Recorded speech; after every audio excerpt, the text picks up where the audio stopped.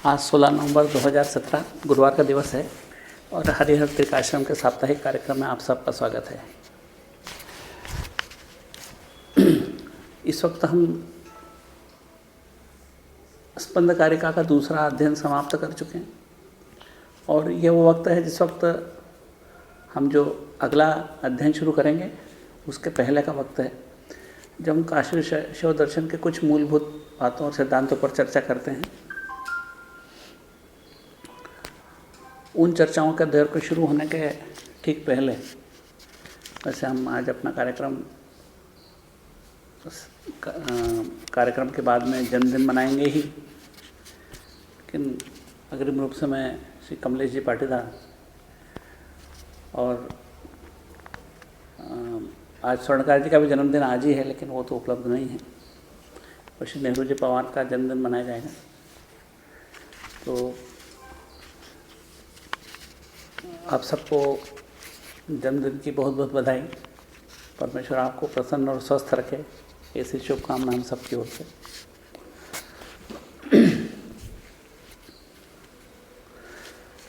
पिछले दिनों शायद आप में से कुछ लोग जानते होंगे, पिछले शुक्रवार को एक काश्मीरी ब्राह्मण युवक ने फ़ोन किया और ये जानना चाहा कि आश्रम की गतिविधि क्या होती है और कैसे चलती है। संक्षेप में मैंने उसे जब जानकारी दी तो उसने बताया कि मैंने archive.org पर ये सारे लेक्चर करीब करीब सब सुन लिए हैं और उसने इच्छा जाहिर की कि मैं यहाँ आना चाहता हूँ।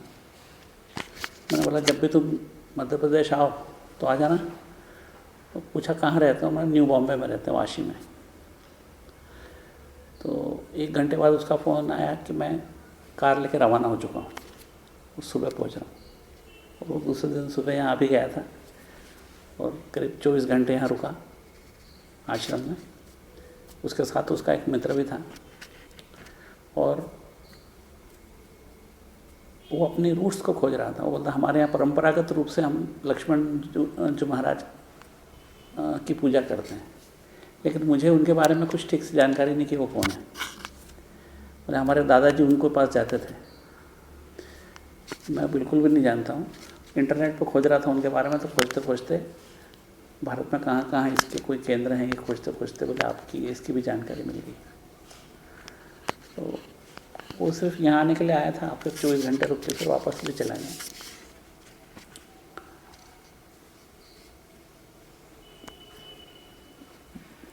कहने का मतलब ये है कि जब हम इंटरनेट पर ये सब कुछ उपलब्ध होता है कि जानकारी कहीं पर भी लोगों को मिल जाती है और जो रुचि रखता है उस तक पहुंच जाती है। अन्यथा जानकारी ठीक से पहुंच पाना सब तक बहुत कठिन है।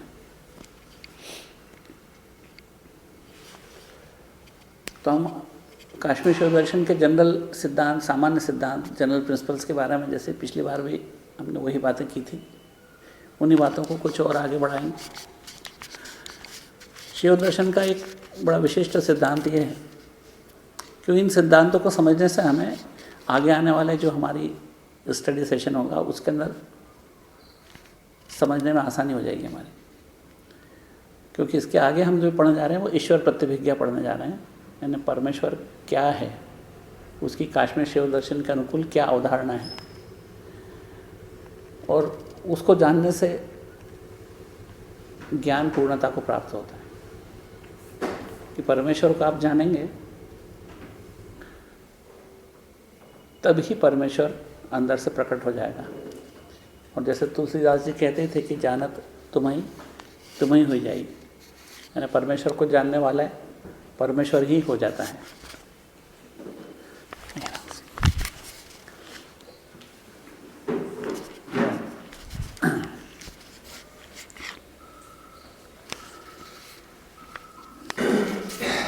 तो काश्मीर शिव दर्शन की विशिष्ट अवधारणा है कि शिव एकमात्र, या हम उसका नाम कुछ भी दें लेकिन शिव दर्शन उसको शिव बोलता है, एकमात्र केंद्र है जहाँ से समस्त विभिन्नताओं का उद्गम हुआ है।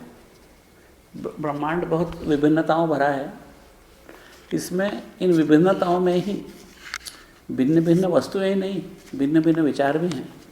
इसमें वर्तमान ही नहीं, भूत और भविष्य भी है। इनमें समय, अंतरिक्ष और पदार्थ जन्य भिन्नताएं भरी हैं और समस्त भिन्नताओं का एक अभिन्न स्रोत है। जब अगर हम शांत चित्त अंतर मनन करें तो हमको इस बात की प्रबल अनुभूति होती है कि ये विश्व एक इकाई है और इसकी इकाई का स्रोत एक ही है। इसके भिन्न भिन्न उद्गम नहीं है, ये एक ही स्रोत से उद्भूत पूर्ण विश्व है। तो उस स्रोत को ही हम सर्वोच्च सत्ता, सर्वोच्च केंद्र, शिव, चैतन्य, ब्रह्म कई नामों से पुकारते हैं। लेकिन ये भिन्न भिन्न नाम एक ही सत्ता की ओर इशारा करते हैं, क्योंकि भिन्न भिन्न सत्ताएं नहीं हैं। अगर विश्व एक है तो उसका केंद्र भी एक ही है। उस केंद्र के नाम हम 50 रखें तो भी केंद्र तो वही रहेगा, कितने भी नाम रखें केंद्र वही रहेगा। शिव दर्शन भारत में कई तरह के प्रचलित हैं। अद्वैत शिव दर्शन, द्वैतवादी शिव दर्शन और द्वैताद्वैतवादी शिव दर्शन, जिसमें द्वैत भी है और अद्वैत भी है। एक जो कथन है जो लिटरेचर में मिलता है उसके बारे में बताऊं आपको कि कैलाश पर्वत पर परमेश्वर शिव ने श्रीकंठ के नाम से एक ऋषि के रूप में अवतार लिया और उन्होंने दुर्वासा ऋषि को आदेश दिया कि तुम विश्व में अपनी अपनी रुचि के अनुसार जिसको जो दर्शन पसंद हो उसके अनुसार उस दर्शन को लोगों तक पहुंचाओ, तो जिससे उनके कष्ट दूर होंगे और उनके जिसको सांसारिक कामना हो उसको सांसारिक उपलब्धि होगी, जिसको आध्यात्मिक कामना हो आध्यात्मिक उपलब्धि होगी, जिसकी धार्मिक कामना हो उसको धार्मिक उपलब्धि होगी। क्योंकि हमारी आवश्यकता और हमारी इच्छाओं के अनुकूल ही हमको उपलब्धि प्राप्त होती है कि हम उसी दिशा में प्रयास करते हैं। लेकिन प्रयास जब दिशाहीन हो जाता है, जब हमें दिशा नहीं सूझती, हम चाहते हैं कि हम अद्वैत समझें लेकिन हमें दिशा नहीं मिलती, या हम चाहते हैं कि संसार में हमको कुछ उन्नति चाहिए लेकिन उसका तरीका समझ में नहीं आता, तो उस समय हम दिशाहीन हो जाते हैं। तो उन दिशाहीन लोगों के लिए दिशा देने को उन्होंने दुर्वासा ऋषि को आदेश दिया। दुर्वासा ऋषि ने अपने मानसिक बल से 3 पुत्र उत्पन्न किए, त्रंबक, अमरदक और श्रीनाथ, ऐसे 3 पुत्र हुए थे। उसमें प्रथम पुत्र त्रंबक को उन्होंने जिम्मेदारी दी कि तुम अद्वैत दर्शन का विश्व में प्रचार करो। जो अमरदक थे उन्हें कहा तुम द्वैतवादी दर्शन का विश्व में प्रचार करो। और जो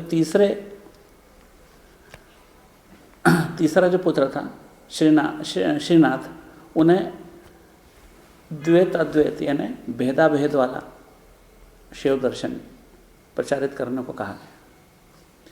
इस तरह उन तीनों में जो सर्वोच्च दर्शन था, जो शिव के करीब ले जाता था, वो था जो त्रंबक को उन्होंने दिया था। त्रंबक ने इस दर्शन का प्रचार शुरू किया, उसी का नाम है त्रिक दर्शन, जिसको हम यहाँ पर पढ़ते हैं, समझने का प्रयास करते हैं।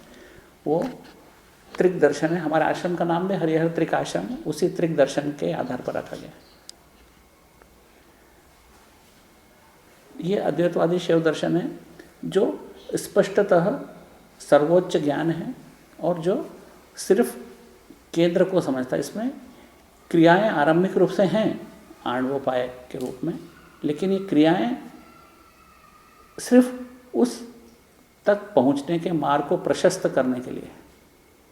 क्रियाएं अपने आप में सब कुछ नहीं है, क्योंकि हम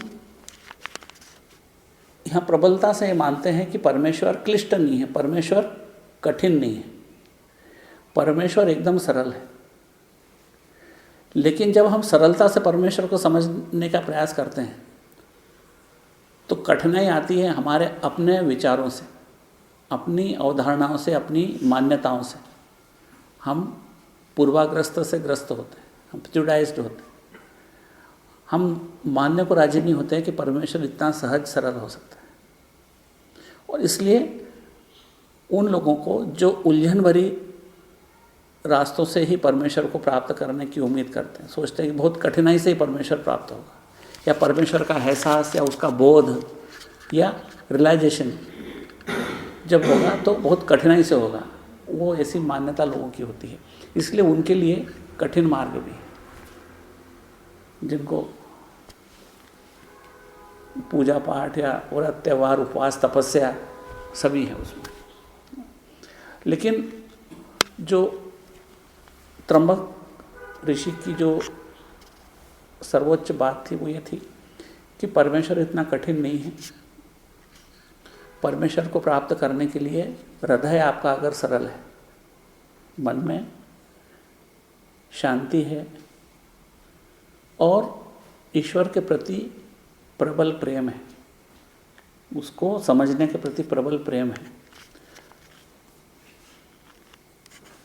सहजता, सरलता और प्रेम, यही वो गुण हैं जो हृदय में अद्वैत दर्शन को स्थापित कर सकते हैं। जहाँ ईर्ष्या है, घृणा है, प्रतिस्पर्धा है, कामनाएं हैं, महत्वाकांक्षाएं हैं, वहाँ पर अद्वैत शिव दर्शन को हम अपने हृदयंगम करने में कठिनाई प्राप्त पाएंगे।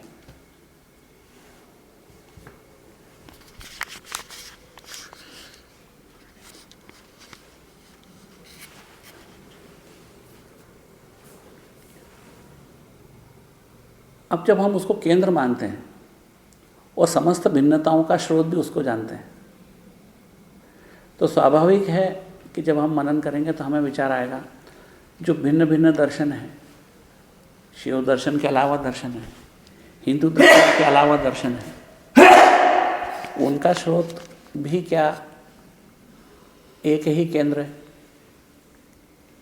निर्विवाद रूप से जब पूरे विश्व का एक ही केंद्र है तो समस्त विचार, समस्त दर्शन, यहाँ तक कि अंतरिक्ष और समय भी उसी केंद्र से अवतरित हुए। उस केंद्र में न भूत है, न भविष्य है, न वर्तमान है, न दूरी है, न पास है, क्योंकि वो शून्य आयाम है। गणित की विधि से भी ये स्वयं सिद्ध है कि शून्य आयाम में न समय होता है न अंतरिक्ष, दोनों तो अभिन्न ही एक दूसरे के बगैर, उनका कोई अस्तित्व है ही नहीं। और शून्य आयाम में न समय है न अंतरिक्ष। शून्य जो है पूरे ब्रह्मांड के सबसे शक्तिशाली संरचना है। शून्य का गुणा करने से कितनी भी बड़ी रचना हो वो शून्य हो जाती, कितनी भी बड़ी संख्या हो शून्य हो जाती। शून्य ही सबसे शक्तिशाली है और उसकी शक्ति असीम है। उसी से धनात्मक तो ऋणात्मक धाराएं भी निकलती। शिव से ही जुड़े हैं जो सज्जन हैं और उसी से जुड़े हैं जो दुर्जन हैं।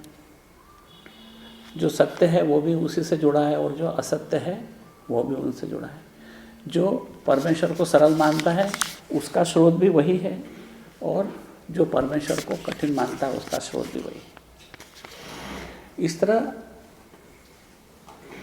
समस्त भिन्नताओं के बीच एक ही अभिन्न तत्व, उसको देखने की दृष्टि का नाम ही है शिव दृष्टि। यानी हम उस सारी भिन्नता के बीच उस भिन्नता को ट्रांसेंड करके, उस भिन्नता के पार जाके, उसका अतिक्रमण करके जब हम उस अभिन्न तत्व को देखते हैं, वही दृष्टि शिव दृष्टि कहलाती।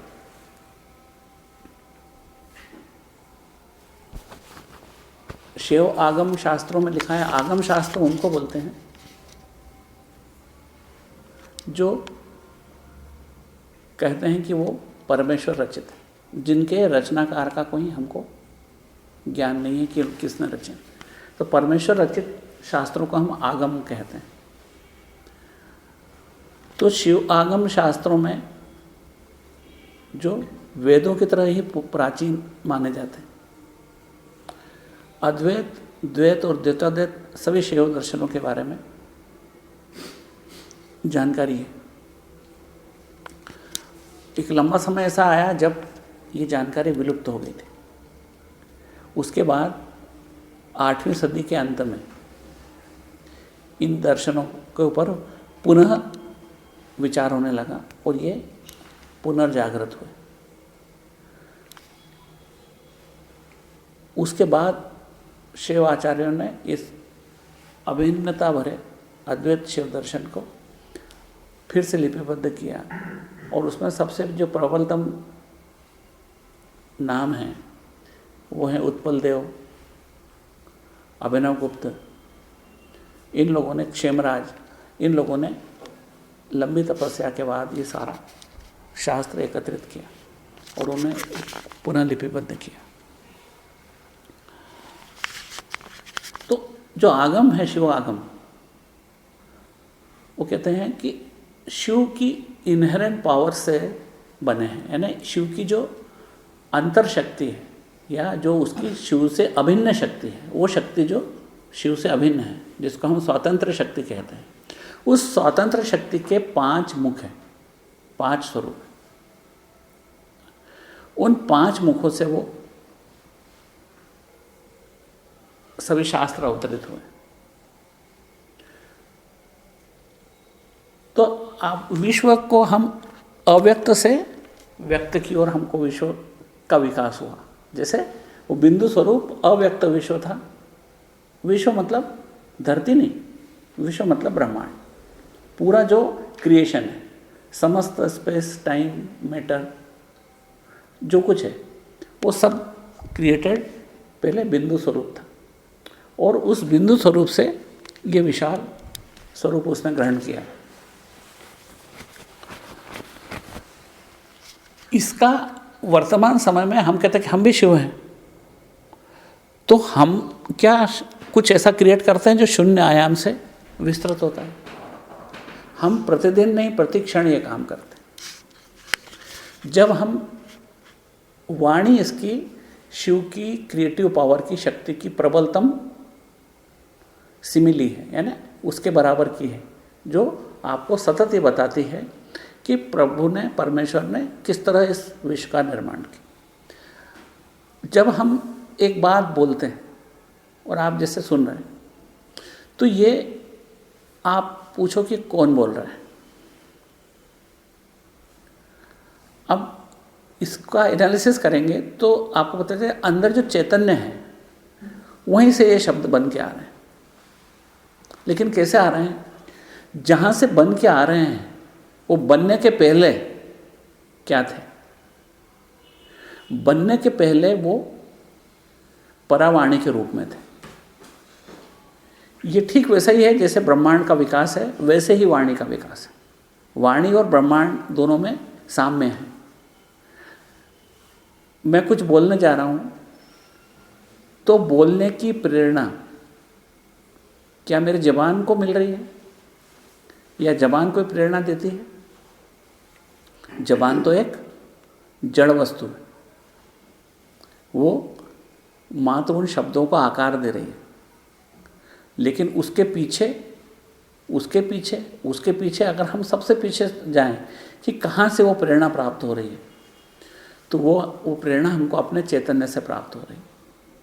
चैतन्य से ही वो शब्द बाहर आ रहे हैं और चैतन्य में वो शब्द परावाणी के रूप में, जैसे कि एक फैक्ट्री में से सोने के गहने बन के बाहर आते हैं, तो बनने के पहले वो मूल रूप से सोने के रूप में होते हैं, अंदर स्वर्ण रूप में। वो स्वर्ण में समस्त संभावना, पोटेंशियल छिपा हुआ है कि वो किसी भी रूप में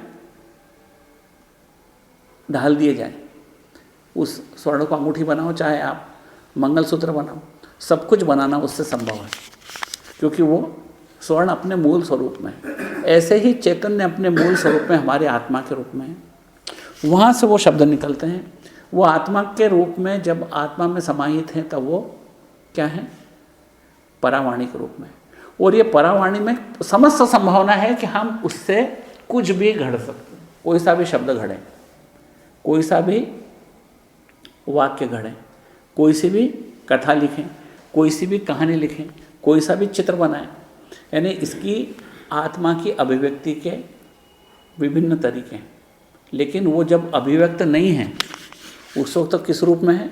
वो परावाणी के रूप में, मूल स्वरूप में हमारे चैतन्य के अंदर है, वो शून्य आयाम में। एक कविता लिखी गई, लिखने के पहले वो कहाँ थी? लिखने के पहले वो हमारे चैतन्य से जुड़ी थी। अब क्या होता है कि इस वाणी के विकास में बीच में और दो क्रम है। परावाणी जो मूल स्वरूप, उसके बाद पश्यंती वाणी, फिर मध्यमा वाणी, फिर वैखरी वाणी। ये 4 स्टेज है उसकी वाणी के विकास के। जो सबसे भीतरी, जो महले में है, यानी जो हमारे भीतर के भी भीतर है, जो हमारे सेंटर में है, जो हमारे अस्तित्व के केंद्र में है, वो है परावाणी। वहाँ पर उसमें कोई भिन्नता नहीं। वहाँ पर समस्त शास्त्र छिपे हैं, समस्त संसार के जितने शास्त्र लिखे गए हैं वो भी वहाँ हैं, और जो अब लिखे जाने हैं वो भी वहाँ हैं। जो शब्द जिंदगी में हमने कह दिए वो भी वहाँ हैं, और जो अब कहे जाने वाले हैं वो समस्त उसका स्टोर है, क्योंकि वहीं से निकलेंगे वो सब। उस परावाणी के अंदर वो समस्त स्रोत है वो सारी वाणी का। उसके बाद होती है पश्यंती वाणी।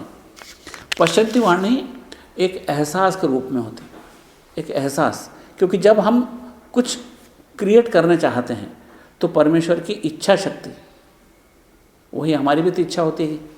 परमेश्वर की इच्छा शक्ति निष्पाप होती है, एब्सोल्यूट होती है, निरपेक्ष होती है। उस इच्छा में किसी तरह का उसका स्वार्थ नहीं होता, एक सिर्फ आनंद होता है। हमारे में कभी कभी वो इच्छाएं स्वार्थ का रूप ले लेती, हम में वो इच्छाएं मोह का रूप ले लेती। लेकिन शुद्ध रूप में जिसको इच्छा बोलते हैं वो ना तो मोह है, ना प्रतिस्पर्धा है, ना कोई कामना है। वो इच्छा मतलब शुद्ध इच्छा। इच्छा है सच, उसके अंदर किसी तरह का अभी जहर नहीं मिला है ना, निष्पाप इच्छा। तो वही इच्छा जब उस परावाणी से मिश्रित होती है, उस परावाणी में जब वो इच्छा मिश्रित होती है तो पश्यंती वाणी बनती।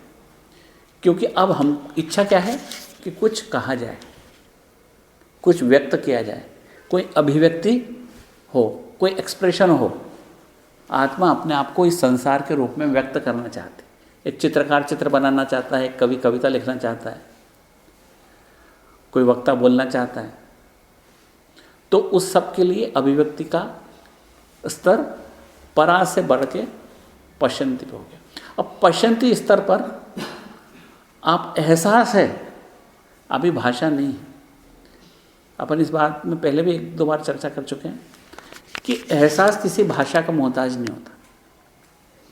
जैसे एक रशियन बैठा है, एक अमेरिकन बैठा है, एक हिंदुस्तानी बैठा है, अन्य सब लोगों की मातृभाषाएं अलग है, वो एक दूसरे की भाषा बिल्कुल भी नहीं समझते। लेकिन एक वहाँ पर एक दृश्य उपस्थित होता है, एक करुणा का दृश्य उपस्थित होता है, जिससे हृदय में करुणा का जन्म होता है, एक दर्द का एहसास होता है। वो एहसास उस रशियन के हृदय में भी वैसा ही होगा, उस अंग्रेज के हृदय में भी वैसा ही होगा, उस हिंदुस्तानी के हृदय में भी वैसा ही होगा। वो दर्द, अगर उसने कोई एक दर्द भरा दृश्य देखा, किसी भूख से बिलखते हुए बालक को देखा, एक उदाहरण है, या कुछ भी ऐसा दृश्य देखा, तो उनके तीनों के हृदय में जो करुणा उपजेगी, उस करुणा की कोई भाषा की मोहताज नहीं। तीनों में एक जैसी करुणा उपजेगी। अगर वो तीनों जने बराबर से संवेदनशील हैं तो तीनों में एक जैसी करुणा उपजेगी। लेकिन वो किसी भाषा की मोहताज नहीं। अभी तक वो भाषा से परे है। इसी भाषा का नाम जो एहसास के रूप में प्रकट होती है, उसका नाम है मध्यमा, पश्यंती वाणी। परावाणी से आगे पश्यंती वाणी, जो एहसास के रूप में है। ये इच्छा शक्ति के कारण है। जब हमको कोई इच्छा नहीं होगी फिर हम क्यों क्रिएट करेंगे, क्यों रचना करेंगे, क्यों बोलेंगे, क्यों चित्र बनाएंगे, क्यों लिखेंगे, क्यों कविता की रचना करेंगे, क्यों काम करेंगे। लेकिन जब इच्छा शक्ति उसमें मिश्रित होती है तब वो पश्यंती वाणी का रूप लेती है। वो पश्यंती वाणी अभी भी पूर्णतः से भाषा की सीमाओं से मुक्त है, लेकिन ये एक एहसास के रूप में, एक दर्द के रूप में।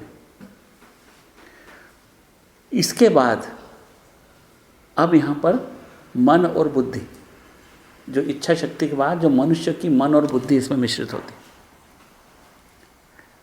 इस मिश्रण के बाद में शब्द गढ़े जाने लगते हैं।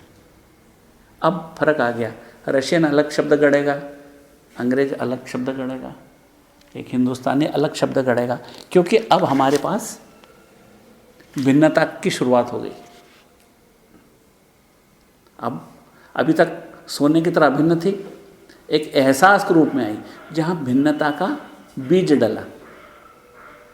भिन्नता का बीज कब डला? जब इच्छा शक्ति से उसने स्वीकार किया कि मुझे कुछ बोलना है, या मुझे कुछ लिखना है, या मुझे कुछ रचना करनी है। तहाँ भिन्नता का बीज गिरा और उस भिन्नता का विकास हुआ मध्यमा वाणी में, जब शब्द गढ़े जाने लगे कि जब मुझे बोलना है तो मैं क्या बोलूँगा। मैंने अपने विचार को शब्द में ढलना शुरू कर दिया। जैसे फूलों की माला बनाता है कोई, या सोने की कड़ियाँ तो बढ़ गई, या उन कड़ियों को जोड़ जोड़ के कोई माला बना रहा है। इस तरह मैंने अपने विचारों को शब्दों में गढ़ना शुरू कर दिया, और शब्दों में गढ़ के एक प्लॉट बनाया अंदर ही अंदर कि मुझे इस तरीके की रचना करनी है। लेकिन अभी भी ये अजन्मे बच्चे की तरह मेरे भीतर है। अभी इसका प्रसव नहीं हुआ, अभी इसका बाहर प्राकट्य नहीं हुआ है, वो अभी भी मेरे भीतर अजन्मे बच्चे की तरह छिपी हुई है। तब मन और बुद्धि के बीच में वार्तालाप होता है।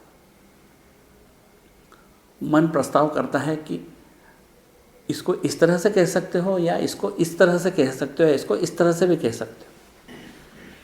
फिर अंतर चिंतन करके बुद्धि निर्णय लेती है कि हमको इसको इस तरह से कहना है। यहाँ पर उसका व्यक्तित्व तो महत्वपूर्ण है, व्यक्ति के कहने वाले का, जो तय करेगा इसको कैसे कहना है, या इस चित्र को कैसे बनाना है, या इस कविता में कौन कौन से शब्दों को कैसे लिखना है। इस तरह से वो अंतर से तय करागा। इस वाणी का नाम है मध्यमा वाणी। मध्यमा वाणी में अभी भी उस वाणी का स्वामी वो स्वयं है व्यक्ति, क्योंकि अभी भी वो बोली नहीं गई। अनबोले शब्दों का स्वामी वही है जिसने उन शब्दों की रचना की है, क्योंकि बोल जाने के बाद में वो शब्द उसके स्वामी हो जाते हैं। क्योंकि मैंने जो बोल दिया मैं वापस नहीं ला सकता। अब तक वो अनबोला है। ये है मध्यमा वाणी। ये शब्दों में विकसित हो गई, पूरी भिन्नता भर गई। इसमें छोटी सी भिन्नता का बीज पड़ा था इच्छा शक्ति से मध्यमा पश्चंती वाणी में, लेकिन अब पश्चंती के बाद मध्यमा के अंदर वो भिन्नता करोड़ों गुना हो गई। क्योंकि अब शब्द दुनिया के अलग अलग देशों के लोग बैठे हैं, हर एक के पास अलग शब्द हैं, और एक ही देश के 10 लोग बैठे तो 10 के पास अलग अलग शब्द हैं, क्योंकि हर एक का व्यक्तित्व तो अलग है। हर 10 कवि बैठे हैं, एक ही दृश्य देखा, एक ही दर्द सबके दिल में पैदा हुआ, लेकिन कविताएं वो 10 अलग अलग तरह की लिखेंगे। यहाँ पर शिव की स्वतंत्र शक्ति है। ये स्वतंत्र शक्ति को समझने का भी बहुत अच्छा तरीका है कि स्वतंत्रता का मतलब ये है कि हम अपने कृति के लिए स्वयं जवाबदार हैं, और हम अपनी इच्छा से उस कृति को कर सकते हैं जैसे हम चाहें।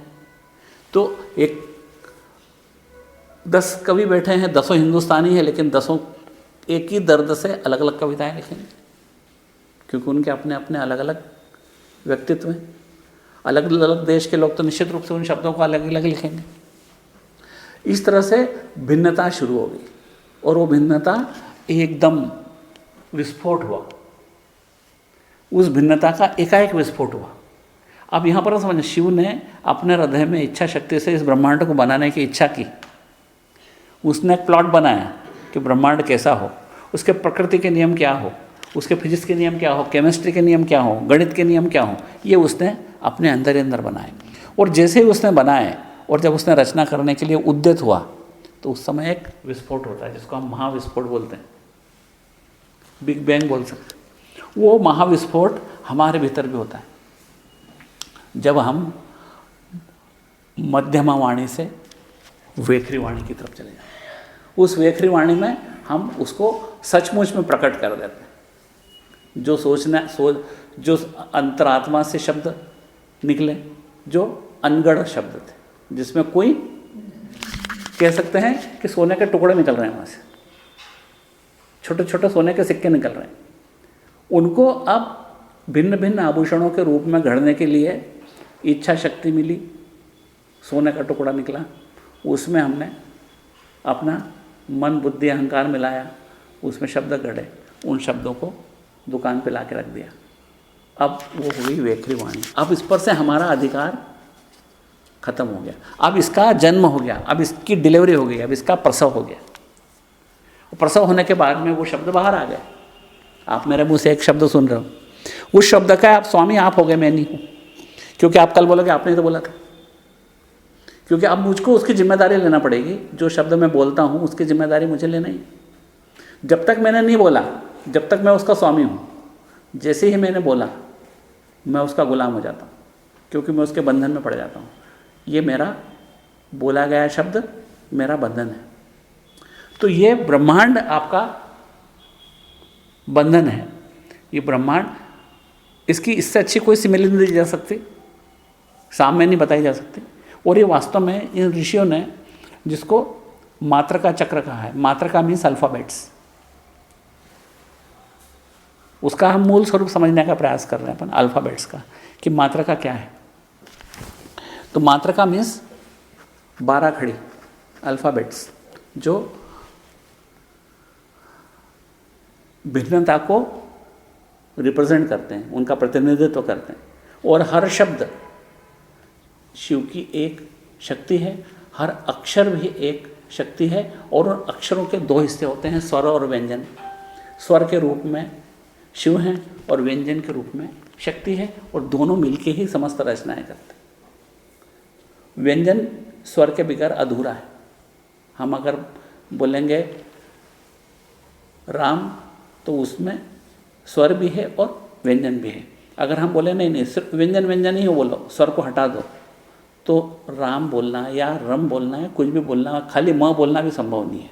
आधा म कैसे बोलोगे आप मुंह में रह जाएगा, बातें निकल।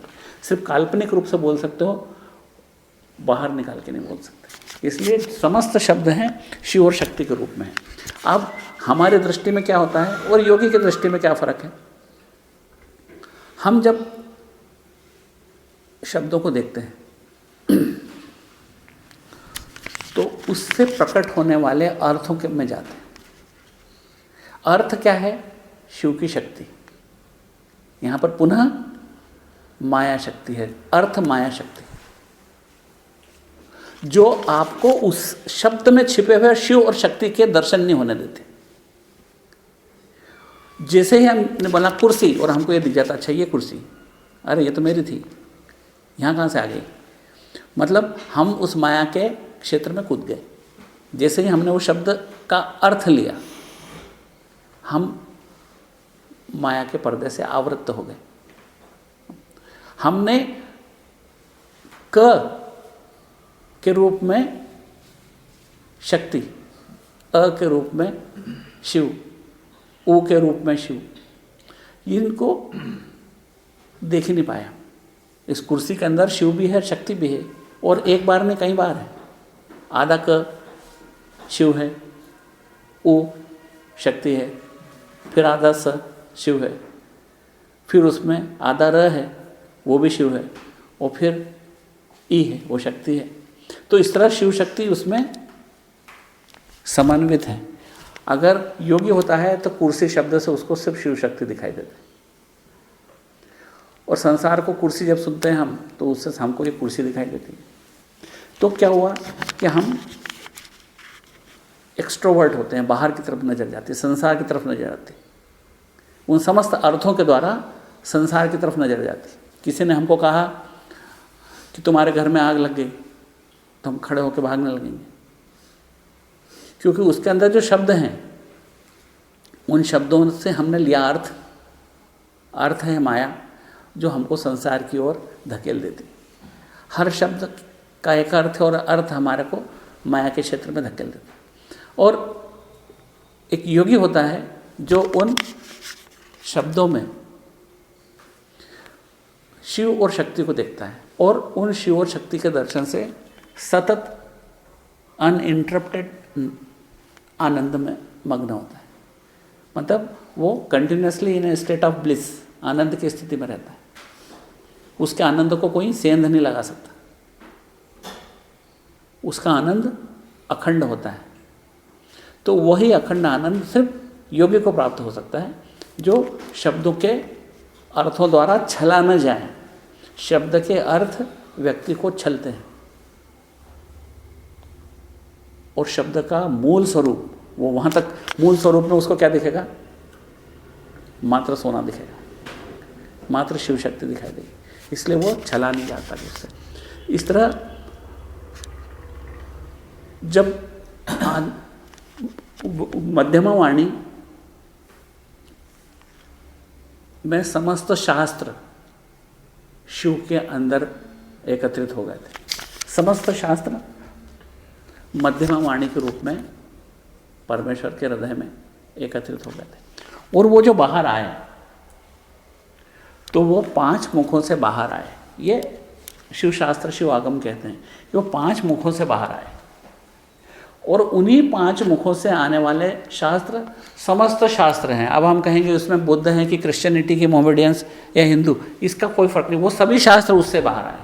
वो कहते हैं कि शिव ही है वो केंद्र जहाँ से विभिन्न धर्मों की धाराएं भी निकली हैं। मतलब जब हम कहते हैं कि वो विधर्मी हैं, ये हमारी भिन्नता की दृष्टि है। जो कुछ भी धर्म है वो शिव धर्म ही है। ये फिर नाम में कन्फ्यूज़न मत होना हमको कि हम शिव को बोल के ये नहीं कह रहे कि हम हिंदू सबसे ऊंचे हैं कोई। ये कहने का मकसद बिल्कुल नहीं है। कहने का मकसद ये है कि समस्त विचारधाराएं, समस्त दर्शन, समस्त फिलॉसफी या समस्त भिन्न भिन्न विचारों के केंद्र में एक चैतन्य बैठा हुआ है और समस्त भिन्नता भरे विचार उस केंद्र से निकले। इस बात को जब हम गंभीरता से समझते हैं तो हृदय से सारी पीड़ा भाग जाती है। हमारे मन मस्तिष्क से समस्त जो विपरीत स्थितियां हैं, जैसे बदला लेने की भावना है, प्रतिस्पर्धा की भावना है, घृणा की इच्छा है, वो समस्त विपरीत परिस्थितियां तिरोधान हो जाती, खो जाती हैं सब। क्योंकि हम जब कोई चीज़ हमको दिखाई दे रही है, हम इसको सोचते हैं कि इसको काट दें, मालूम पड़ता है मेरी तो उंगली है, तो हम रुक जाते हैं कि इसको कैसे काट दो, मेरी तो उंगली है। जब हमको लगता है कि वो कुछ और है, लेकिन जब हमको समझ में आता है कि मेरी उंगली, तो मैं क्यों चोट पहुंचाऊंगा इसको। ये यूनिवर्सल विजन है। इसी को हम बोल सकते हैं कि विश्व धर्म या विश्व बंधुत्व। इस चीज़ को समझने के लिए शिव दर्शन से अच्छा कोई तरीका नहीं, क्योंकि उसका समस्त केंद्र एक है। समस्त धाराएं भिन्नता भरी हैं, लेकिन वो भिन्नता भरी धाराओं के बीच में एक अभिन्नता है और वो है चैतन्य। वो उसका मूल स्वरूप है। और समस्त भिन्नताओं के बीच में अगर एक कॉमन फैक्टर है, एक ऐसी चीज़ है जो सब में एक जैसी है, चाहे हम उसको पत्थर को ले लें, चाहे संत को ले लें, चाहे डाकू को ले लें, उन सब के बीच में अगर कहें क्या है ऐसा जो अभिन्न है, तो वो है चैतन्य। वो चैतन्य सब में बराबर है, सब में एक जैसा है, क्योंकि सब उससे ही क्रिएटेड है। और केंद्र उसका स्वामी है। उस समस्त शक्ति चक्र का स्वामी वो केंद्र है, क्योंकि केंद्र के बगैर किसी चक्र की आप कल्पना भी नहीं कर सकते। केंद्र शून्य डायमेंशन है, इसलिए दिखाई भी नहीं देता। इसलिए हमको परमेश्वर इस संसार में दिखाई नहीं देता। एविडेंट है, फिर भी दिखाई नहीं देता, क्योंकि हमारी दृष्टि जो ये 5 इंद्रियां हैं, आँख, नाक, ज़बान, कान और त्वचा, ये पांचों एक्सट्रोवर्ट हैं, बाहर देखते हैं, केंद्रोन्मुखी नहीं है, अंदर नहीं देखते। इसलिए अंदर देखने के लिए एक और इंद्रिय हमको दी है, वो है मन, जो बाहर की समस्त जानकारी को तो कंप्यूट करता ही करता है, लेकिन वो भीतर देखने की इच्छा भी सतत प्रस्तावित करता है। हम उस इच्छा को नज़रअंदाज कर दें, वो भी हमारी इच्छा। तो बुद्धि है जो एक निर्णय लेती है कि हमको कौन सा विचार पसंद है, कौन सा विचार नापसंद है। इसलिए हम अंतर चिंतन करें, मन बुद्धि को शोधित करें, इनको साफ करें, क्योंकि जब तक हमारा मन सांसारिक कलुषितता से मुक्त नहीं है, षड्यंत्रों से मुक्त नहीं है, प्रतिस्पर्धा, लोगों से, एक दूसरे से, वैमनस्य से मुक्त नहीं है, तब तक हम उम्मीद ही नहीं कर सकते कि ज्ञान का अवतरण इसमें होगा। हम कीचड़ छीट दें कांच पर, फिर देखें हम इसमें, देखें हम कैसे दिखते हैं, हम अपने आप को उसमें नहीं देख सकते, क्योंकि वो सारा मल, वो सारी कलुषितता जब तक उससे हटती नहीं है। मन ही वो दर्पण है जिसमें हम परमेश्वर के दर्शन कर सकते हैं, और मन ही वो है जो परमेश्वर के दर्शन करने से हमको रोकता है। इसलिए मन को जितना हम साफ करते चले जाएंगे, और इसको साफ करने की जो प्रोसेस है, उसी का कारण है ये कर्म, क्रियाकांड। जितने क्रियाकांड हैं कि तुम तीरथ जाओ, नर्मदा में नहाओ, गंगा जी में नहाओ, बद्रीनाथ जाओ, सत्यनारायण की कथा करवाओ, घर में तुम हवन कराओ, यज्ञ कराओ, इन सब के मूल में इस अंतर मन को शुद्ध करने की ही एकमात्र अवधारणा, इन सब के पीछे एकमात्र कॉन्सेप्ट है कि इससे हमारा मन वो अर्हता, वो कैपेबिलिटी प्राप्त करता है, वो योग्यता प्राप्त करता है, जिसमें ज्ञान का अवतरण अपने आप होता है। क्योंकि ज्ञान तो इतना नैसर्गिक है, इतना नेचुरल है कि सूर्य के प्रकाश की तरह उपलब्ध है, लेकिन हम उसकी तरफ पीट करके खड़े होते हैं और हमारी आंखें संसार की तरफ होती हैं, इसलिए हमको कुछ भी नहीं दिखता। हमारा मन उसको, उस ज्ञान को रिफ्लेक्ट करता है, लेकिन कब? जब वो स्वच्छ हो। मन की अस्वच्छता हमको, जिसके हम स्वयं जिम्मेदार भी हैं और जानते भी हैं, अपने स्वयं के मन को हम जानते हैं कि कितना कलुषित भरा है, कितना वैमनस्य लेके बैठा है, कितनी ईर्ष्याएं लेके बैठा है, कितने लोगों के प्रति हमारे मन में मोह है और घृणा है। ये सब जब तक है, तब तक वो मन उस ज्ञान को प्रकट नहीं कर सकता, उसको रिफ्लेक्ट नहीं कर सकता। उसको रिफ्लेक्ट करने के लिए मन वो ऐसा चाहिए जो पूरी तरह से स्वच्छ हो, निर्मल हो, और जो शक्ति कहती है वो तुलसीदास जी ने भी कहा है कि निर्मल मन जन सो मोहि भावा, मोहे न कछु छल छिद्र सुहावा। कि जो निर्मल मन है उसी में परमेश्वर की शक्ति कहती है कि मैं अवतरित होती हूँ। कि निर्मल मन जन सो मोहि भावा, मोहे न कछु छल छिद्र सुहावा।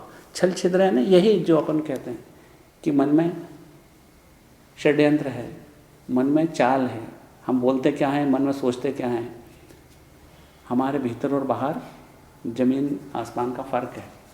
जब तक वो फ़र्क है तब तक वो शक्ति कहती है कि मैं तुमसे दूर हूँ, मैं तुम्हें हाथ पकड़ के शिव जी के पास नहीं ले जा सकती, कि तुम में वो योग्यता नहीं है। तो वो सबसे बड़ी योग्यता समस्त शिवशास्त्र कहते हैं कि प्योरिटी ऑफ माइंड, यानी मन की शौच, मन की शुचिता, जो आपको परमेश्वर की ओर ले जाती है, वो सबसे बड़ी क्वालिटी है। ऋषि उसको बोलते हैं ऋजुता, यानी सरलता। ऋजु वही हो सकता है जो कॉम्प्लेक्स नहीं है। कॉम्प्लेक्सिटी जो हमको दिखाई देती है वो परमेश्वर तक तो नहीं ले जा सकती, लेकिन उस कुछ कॉम्प्लेक्सिटी जो हम कह सकते हैं कि कथा श्रवण, सत्संग, स्नान, ध्यान, उपवास या तीर्थाटन, इन सब चीज़ों से हमारे मन की कलुषितता कम होती है, ये तो तथ्य। लेकिन ये अपने आप में अल्टीमेट नहीं है कि हम सोचे कि साहब हमको तो बस आदत पड़ गई एक दो लोटा पानी डालने की शिव जी के ऊपर और उसके बाद में हम खाना खाएंगे, कि हम ये कंठी रोज़ पहनेंगे, टीका रोज़ लगाएंगे, तब पूजा रोज़ करेंगे। लेकिन ये सब चीज़ अगर मैकेनिकली होने लगी खाली एक मशीन की तरह, इसके पीछे हमारा उद्देश्य हो गया कि मन को सरल करना, कि मन को स्वच्छ करना, तो ये यांत्रिक रूप से करी हुई क्रियाएं हमको कहीं भी नहीं ले जाती।